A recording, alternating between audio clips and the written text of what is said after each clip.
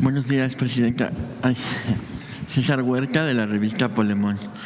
Presidenta, pues preguntarle sobre unas declaraciones que dio ayer el periodista Ciro Gómez Leiva, quien afirmó que no hubo una invasión de Estados Unidos a Venezuela, porque solo entraron por Maduro, dice él. Desde el Excelsior calificó como hipócrita, caradura e incluso gaga la postura de México frente a estos hechos. Y pues así como Ciro, muchos opinadores siguieron este discurso. ¿Qué le responde a Ciro ante esta narrativa que pretende convencer a los mexicanos de que es positivo que un gobierno extranjero intervenga en un país soberano y capturar pues a su presidente? Es una visión, la verdad, muy antipatriota. Y querer decir que no hay invasión porque no se quedaron las tropas de Estados Unidos en el país, pues también es querer tapar el sol con un dedo, ¿no? Más allá, repito, de la opinión que se tenga del gobierno de Venezuela, de Maduro, lo que no puede ser es que un país llegue a detener, fuera de todo el marco internacional de las reglas y las normas internacionales, a un presidente. Por más que tu opinión de ese presidente sea en contra.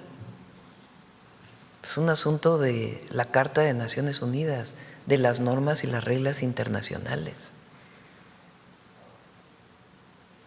Entonces, esta idea de porque se está en contra del régimen de Venezuela, hay derecho de otro país de llevarse al presidente, que además primero dijeron que era por este grupo delincuencial, ¿no? ¿Cómo se llama? Cártel de los Soles. Y luego dijeron que no, que en realidad no existe, que por cierto varios países los catalogaron y en realidad el propio Departamento de Justicia dijo que no, de Estados Unidos. No se puede estar de acuerdo con eso.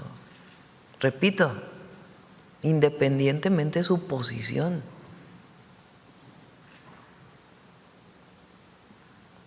¿Qué es lo que abre la puerta y por qué ayer lo que decía del Reforma? O sea, que entonces también estaríamos de acuerdo en México de que vinieran por quien sea. Pues no.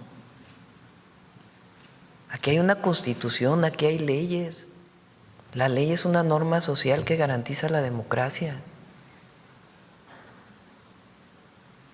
Y no puede haber una nación por encima de las demás. Para eso hay unas Naciones Unidas, por más que ahora no estén funcionando. ¿Para qué se creó Naciones Unidas después de la Segunda Guerra Mundial? Pues para que hubiera un gobierno multilateral en donde todo el mundo se pusiera de acuerdo con base en ciertas normas aprobadas por todos. Entonces, esta opinión de varios comentócratas, conductores, que le expliquen al pueblo de México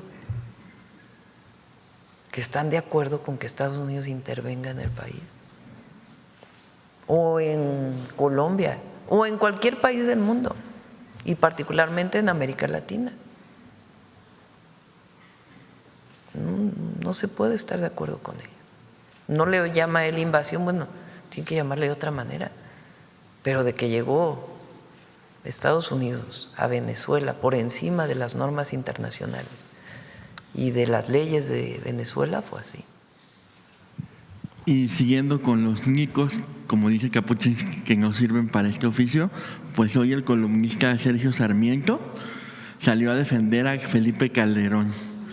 Dice que no tiene sentido culpar de todo a un expresidente que dejó el cargo hace más de una década, y que Calderón tuvo virtudes y defectos como cualquiera, pero no es culpable de los errores de sus sucesores. Incluso se atrevió a decir que si López Obrador y usted no han podido revertir los supuestos males generados por Calderón en 7 años de la 4T, pues es que no saben gobernar. ¿Qué le responde a esta narrativa, presidenta, que pues busca cerrar el capítulo del calderonismo como si no hubiera existido una guerra fallida, por cierto, una crisis de violencia y un secretario de seguridad pues condenado por vínculos con el narco? No puede uno olvidar la historia. Y particularmente está recordando aquí y en otros foros lo que vivió nuestro país. No puede uno decir que ya no se puede hablar de Salinas de Gortari o de Zedillo o de Fox y el desafuero o de Calderón y García Luna, porque sí dejaron una secuela en el país. Ahora, nosotros estamos muy orgullosos de lo que se ha hecho en 7 años. Repito, 13.5 millones de mexicanos salieron de la pobreza. El mayor aumento de la clase media. ¿Cómo les afectó eso que dijimos aquí, que es la gráfica que mostramos? Y es del Banco Mundial, no es una cifra nuestra, es una cifra del Banco Mundial. El país que tuvo mayor crecimiento de la clase media en los últimos años fue México. No decían antes de que nosotros íbamos a destruir la clase media, que nosotros lo que queremos es que haya muchos pobres en México para poder seguir gobernando. ¿No dicen eso? Sí, claro. Pues lo repiten a cada rato en las columnas. No, fíjense nada más que aumentó la clase media en México porque la gente salió de la pobreza. ¿Y qué queremos? Pues que no haya pobreza en México, que haya bienestar, que haya desarrollo. ¿Hay que avanzar todavía más? Sí. Ahora mañana van a ver las cifras de la reducción de homicidios. Eso también les molesta mucho, que en un año haya una reducción de homicidios histórica. Entonces, hay que seguir nombrando lo que ocurrió en el pasado, porque ¿cómo hacer una comparación de 2 proyectos de nación? Proyecto neoliberal del prianismo o del macprianismo y el proyecto de la Cuarta Transformación. Imagínense lo de las escuelas hoy que se presentó. A mí me tocó, yo entré al CCH Sur a finales de 1977. Mi número de cuenta empieza con 78. Entré en el 78, ya tengo mis años. El primer movimiento estudiantil en el que participé se llamó el Movimiento de Rechazados. ¿Qué era el Movimiento de Rechazados? Los jóvenes que no pudieron entrar a la preparatoria a estudiar porque no había suficientes escuelas, era el inicio del neoliberalismo. Después se hicieron algunos escuelas por la presión de los propios estudiantes, no por decisión del gobierno. Porque lo peor, después les dijeron ninis, ni estudias ni trabajas, pero imagínense decirle a un joven rechazado. ¿Y por qué participamos? Aunque yo había entrado a la escuela, pues porque me parecía terrible que hubiera jóvenes como uno que no tuvieran escuela. Bueno, ahora estamos reivindicando al máximo el derecho de los jóvenes a la educación, de todos, incluso de los adultos, a la educación, que es una reivindicación contraria al periodo neoliberal.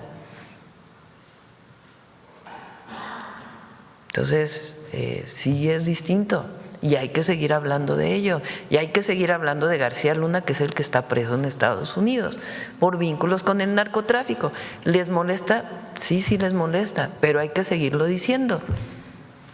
¿Por qué? Porque Calderón hizo de su sexenio la lucha contra el narcotráfico la esencia de su gobierno.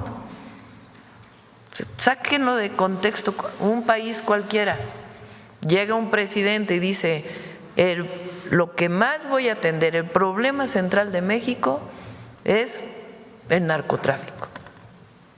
Entonces, mi gobierno se va a dedicar a la guerra contra el narco. Bueno, y resulta que años después detienen a su secretario de Seguridad que encabezaba esa guerra por vínculos con el narcotráfico. Bueno, ¿cómo no quieren que lo digamos? Y además detenido en Estados Unidos, donde por cierto también lo habían premiado. Entonces, claro que hay que recordarlo, que nosotros decimos que mucho de la violencia en México viene desde esas épocas, sí lo decimos, porque fue una irresponsabilidad. Ahora, que lo estamos atendiendo, van a ver las cifras mañana.